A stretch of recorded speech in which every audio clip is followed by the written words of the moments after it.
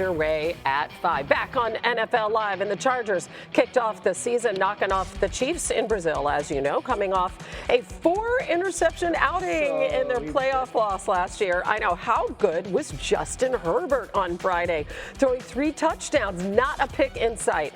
A perfect 9 for 9 in the fourth quarter, excelling with play action. Didn't face pressure on 70% of his attempts and was 20 for 24 with a clean pocket. Here's his head coach, Jim Harbaugh, giving the praise to OC Greg Roman. You know, G-Rose had some great games as a play caller, as a game planner, as an offensive coordinator. I would put this one at the very top. Maybe none better than this one. Some on the same plane as this game, but none higher. I thought it was just a great performance.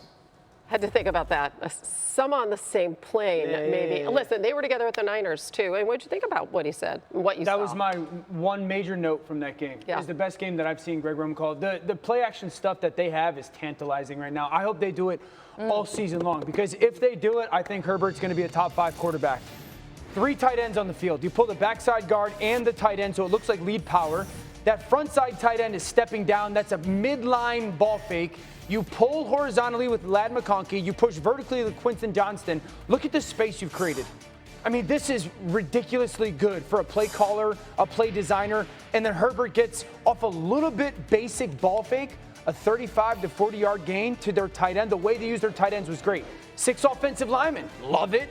2 tight ends on the field. One's placed as a fullback. You motion the tight end. Here comes another ball fake. That fullback bluffs like he's going to block that inside linebacker. It's 8-man protection. You lift the coverage, and now you've got a 2-on-1 in the flat with a pocket with Justin Herbert that's absolutely sensational, and that's just pitch and catch. That's just throwing routes on air. This is one of my favorite. So the line of scrimmage, Quentin Johnston's in the slot on the line of scrimmage. The receiver outside of him is off the line of scrimmage. Usually it's role reversals, and the off the line of scrimmage guy becomes the slip behind guy. Quentin Johnston goes from on the line of scrimmage to behind the offensive line on the ball fake, and there's that little slide. These are easy throws for the quarterback that become huge gains for their offense. I loved it. The way, and I also love this. They unleashed Herbert, man. This has been a run-centric coach and offensive coordinator for a long time. I get it.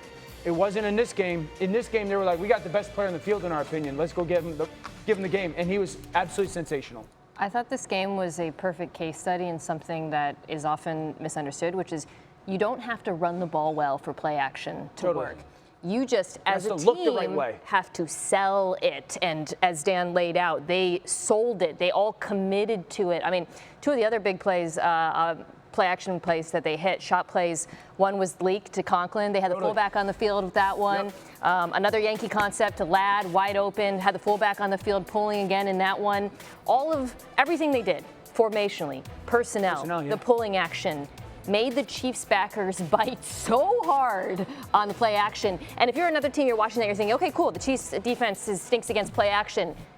You can't just press play action. You have to, as a team, commit to selling it, and it's not just about the quarterback and the ball fake. It's the offensive line, it's the scheme, it's everything. I thought they were phenomenal in that regard. Yeah, I couldn't help but think, so me and my son play video games, right? And as you pass levels, you get more things added to what you can do as a player. Greg Roman, this is the next iteration. A lot of this looked familiar with what he did in Baltimore. Totally. But it was handoffs, like y'all saying.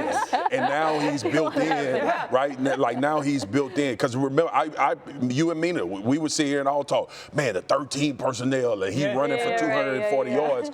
All of that has become pushing the ball down the field now. And then one thing y'all know I used to cry about with Justin Herbert in the previous coordinator, I'm not going to be unfair and name him, is that he never let him be an athlete. Yeah. He never moved the pocket for him, never got him on the outside. I remember you beating that drum. Oh, I hated it so much. You know how Josh Allen gets to a point where he just takes off? Like he just sees seams and takes off? Herbert was doing the same stuff. He's doing the same stuff. Yeah. He has the best total QBR in the NFL. I was very excited to see Justin Herbert play unleashed is the perfect word. Yeah. Unleashed him. It's the perfect word. Little slide at the end. He was feeling himself. Yeah, man. Yeah, I'm just saying. Yeah, man. What was that, Dan? There you go. You look exactly like Blown lead by the Bears. Their offense did seem improved, though, compared to last season's opener, at least. They were held to under 100 yards passing and rushing last year in Week 1 against the Titans. Didn't even score an offensive touchdown. This year they ranked, kind of around the middle of the pack in rushing and passing in Week 1. Caleb Williams had some moments, and then, boy, did he have some big mistakes as well. What did you think of the Ben Johnson and Caleb pairing? Early in the game, obviously, they start hot. He's completion driven. I just thought it was missed opportunities as the game went along. Like, I felt like Caleb was almost playing too safe at times. The missed throws, though, was like my biggest glaring thing. Like, some of these plays would have been huge. Like the middle of the field to commit. Is it a miscommunication? Should he sit down? Is it a bad throw? This one was a big one because now it gives you more time to score before the 2-minute drill. And we had a conversation about can they get in the end zone and still use that 2-minute as a timeout. Eventually, they have to go down, and then when you kick, the 2-minute affordability runs out. So it was a mixed bag. But this offense, make no mistake about it. I think Ben Johnson and him and Caleb Williams are being honest with each other. The offense let them down. This defense was lights out early in that game, gave them plenty of opportunity. And it's almost like basketball. It's like put them away. Put them away. I tell people this all the time about football, and I want fans to really understand this. Think about how many possessions and not the points. We kind of got lost with Baltimore and Buffalo. Yeah. You only needed the ball 2 more times to tie the game when it's 40-25. But everybody say, well, they down 15 the game. No, football is completely different. Yeah. So again, I think they just missed too many opportunities, to your point, Hannah, like you said, to put this game away from an offensive standpoint. They could have had 50 seconds or so at the back if not for that miscue. But crazy talented. Yeah. Crazy talented. Caleb. We saw that. Right now, the feet follow the eyes rather than eyes leading the feet. Like, that's the problem. His eyes are so far ahead of his feet. And that's not going to be sustainable. You see it, and that's why he gets himself stuck at times. That's why he misses things at times. That's the miss. Okay. His feet follow his eyes rather than his feet leading the way. Yeah. His feet should lead the way. I think the second thing is this. He makes it harder on himself at times. Sometimes it's just that out route's there, just throw it. Just throw it.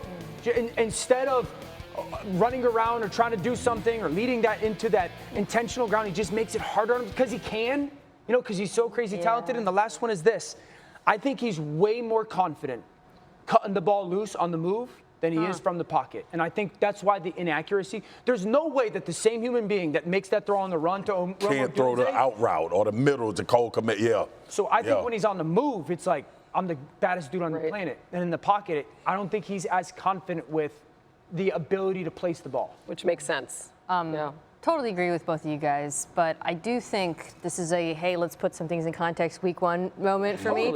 Yeah. One of which is, I've started this show by talking about how J.J. McCarthy really settled down in the fourth quarter when the Vikings were able to run the ball. Chicago couldn't run at all with DeAndre Swift. I mean, he had only 3 successful runs out of 17, so they were constantly behind because of that. And then the other thing, this Vikings defense is really good. I just, that's the big thing with Week 1. It's like, okay, we got to put these in context. This, to me, is going to be one of the best 5 or 6 defenses in the NFL. The investment that they made on the interior of their defensive line, Javon Hargrave was winning so quick. Yes, Caleb took off a little bit early a few times, but a couple of times he had no chance because Hargrave was winning on that interior. What's going to be interesting is the legs are great. Yeah. So if you're Ben Johnson, you do more of that. But then that's not your offense. That's not your offense. And you don't want him to just be doing that, but it's so explosive. I think that's going to be just very interesting to watch. I will say, man, some of the misses were alarming to me. Yeah. And I get what you're saying now about being in the pocket because, bro, you dirting out routes, and I know you can throw it through a car wash. Exactly. Yeah. Seemed a lot more comfortable with the scripted plays. Time Work for one more thing. We have to give this amazing athlete a shout out, and this is Marcus's daughter. Let's go. Ari Spears, SEC Freshman of the Week. Yes, man. I was so happy. I was there. I was able to go to a game Sunday, flew into Chicago afterwards. Look at me sweating. You're so nervous. I was going up and down them stands, y'all. That thing was, I got you. It's the most stretched I've ever seen you is when you're on the sidelines. Listen, you're never smiling. it is very hard, dog.